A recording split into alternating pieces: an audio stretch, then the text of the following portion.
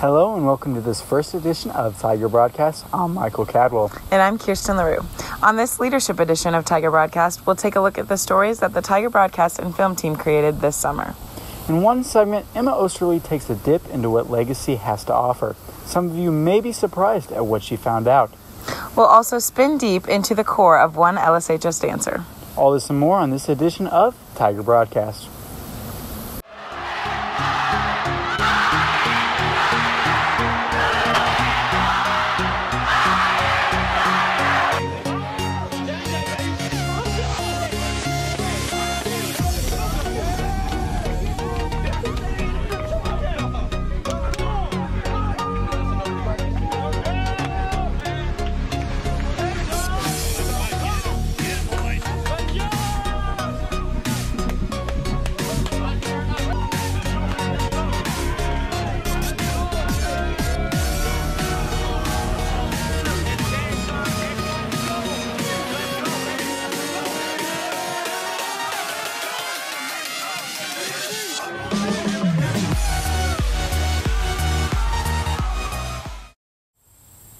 The city of Lee Summit has much to offer its residents. One new addition to Legacy is giving an extra splash of excitement. Reporter Emma Osterly fills us in. Lee Summit has grown as a city and community over the years. There was one place in particular that has really helped it grow, and that is Legacy Park. With Legacy, we're a nonprofit organization, so we're not like, for example, any other facility or gym that pretty much wants to seek profit and make money. So we're providing a service throughout the community to better the community. Legacy helps better our community by providing different services and activities that are available for everyone. We kind of benefit our community, and just pretty much offering outlets. For example, like the free stand-up paddleboard and bicycles. Just if you're having family in town or you have some little bit of time to spare, just give them things that they can do for free, and pretty much just allow them to enjoy themselves. Legacy offers many activities and classes, which are all led by instructors. These instructors need more than talent to teach. Well, the hardest thing about finding instructors is pretty much someone who's passionate in what they do and teaching others. Make sure they're certified and their CUs are up to date. But besides that, just like any other position, you post it and you pretty much interview and make sure you have the right candidate. Amy Ginnery Valmassi was just the right candidate to help come up with a new water activity. We got the paddle boards and our supervisor said, "Hey, I know you love the water and I know you would you be interested in trying to come up with some classes or helping us come up with some curriculum or formats?" And we just started brainstorming about possibilities of things we could offer on the water, and slowly snowballed, and we came up with the paddleboard yoga. This new activity has brought a whole new experience to normal yoga classes. I started teaching last summer and have had a tremendous amount of fun with that. So it's obviously a summer activity only, but the members and the people who have paid to take the classes have just had a ton of fun getting out on the water, playing on the boards, experimenting with their yoga practice, pushing their thoughts about what they could or couldn't do, and it's given me a lot of satisfaction and joy. The paddleboards are a fun activity for everyone, whether you take a class or not. Either way, it's great fun. Signing off for Tiger Broadcast. I love the water. Yeah. This is Emma Osterly. Off-season for athletes can change the outcome of their upcoming season. For one former Lee Summit graduate, training has no season. Reporters Michael Cadwell and Austin Smith bring us a story of a man whose shot wasn't just to a basketball goal, but a goal at life. One thing I'll improve upon for next year is I really want to get quicker and be able to finish at the rim and improve my defense. I want to be one of the best players in Kansas City. I want to be the best I can be. Summer for high school athletes like Sam Locke is a key time to elevate their games before the upcoming season. For some basketball players in Lee Summit, one former LSHS student is the center of their off-season workouts. My goal for just a workout in general is to bring them in, anybody in, and have them work as hard as they can for that hour, hour and a half, however long we're going, and just get to work. Like, focus on, like, we don't call the camp Pure Sweat for a reason. Like, we're we're going full speed, game speed, every rep. Because if you mess up here, it doesn't matter. But if you go half speed and you mess up, you think you're going to be able to do it in a game going full speed? Probably not. So him compared to other trainers, me personally, I love him more than any other trainer just because he knows how to push people, and the drills that he does just really make you better just in all, like as a team player, as skill work, as everything. After a leap of faith on starting his own career as a basketball skills trainer, Grant Robbins is truly turning basketball into his own life. Well, I was lucky enough, it's kind of started by fate and accident, because Sam Locke actually texted me after his season and was disappointed with how they did and wanted to start working. And so we started working together, and people noticed he was getting better and started coming and asking me for workouts. Then I'm lucky enough to have known a guy named Robbie Jarrett and Luke Cooper, who run Pure Sweat Basketball, and it's like an NBA skills type training program. And I linked up with them somehow, and I've been working with them for about 3 months now.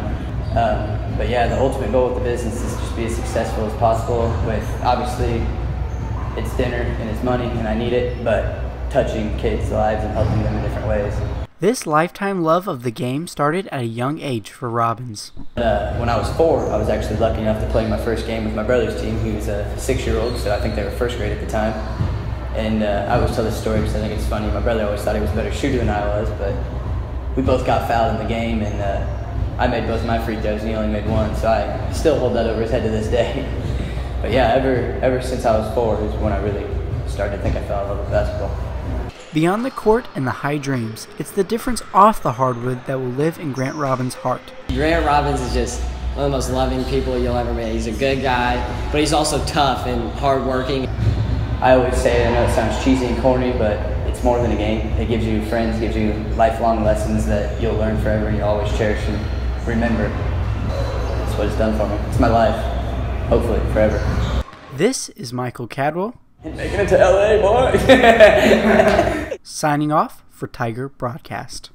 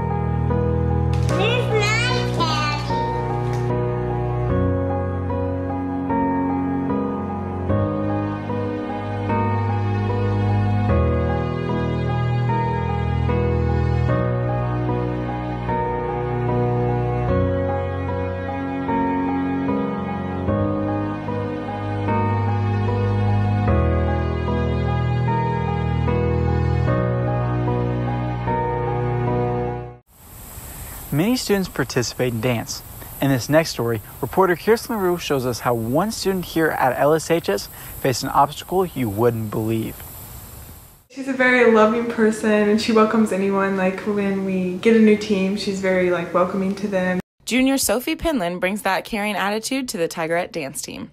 I started Tigerettes my freshman year and I will be captain of the Tigerettes this year. Sophie might not have gotten the chance to become captain if it wasn't for a major change that recently took place. Sophie went to the pediatrician every year for her well check, and one year when she was about 3 or 4, the pediatrician said she has a little pectus, and we didn't know what that was. My chest was curving in on my heart and lungs and could potentially cause breathing problems or heart problems, so we didn't think it would get that bad, and it was supposed to fix itself as I grew, but it ended up getting worse, and we figured out that I needed to have the surgery. Even though Sophie and her family both knew that the surgery was needed, there were lots of fears going into it. I had a lot of fear going into it because it's a very scary surgery. It's the second most painful surgery that they do at Children's Mercy. So you never want to see your child in that much pain. What happens is the surgeon makes an incision on either side of my chest, and they put a metal bar in that is curved and it basically goes in like a smiley face, and they take this machine and they flip it, and it's immediate correction, and it pushes your sternum out and fixes that whole like rib cage section of your body, and they sew it to your ribs and to your muscles through the stabilizers, and they sew you back up and you're good to go. Sophie had to make some changes after the surgery, but she wasn't going to let dancing be one of them. My dancing hasn't really changed. There's like some stuff that I'm limited to do just because my range of motion isn't as good as it used to be, but other than that, nothing has really changed. Even though Sophie's range of motion has changed, her faith in the team has stayed strong. She makes us a strong team, and she's very like out there about it, so she really tells us if she's hurting so she can stop dancing, and we understand that she's hurting so she can't dance. Sophie's strength has gotten her through these past 2 years, and now she only has 1 more year left. I get the bar taken out in 1 year from this month, and after that I'm good to go. I can do whatever I want to, and no restrictions or anything like that. So I think that we're anxious to get it out in another year to see if it does make a difference in just how she feels day to day as well as dancing. Signing out for Tiger Broadcast. It was a time, man. I'm Kirsten LaRue. Thank you for watching this edition of Tiger Broadcast. For sports packages and more, go to www.tigerbroadcast.com. Also follow us on Twitter at TBTV8Tigers. Signing off, I'm Michael Cadwell. And I'm Kirsten LaRue. See you next time. And have had a tremendous amount of fun with that.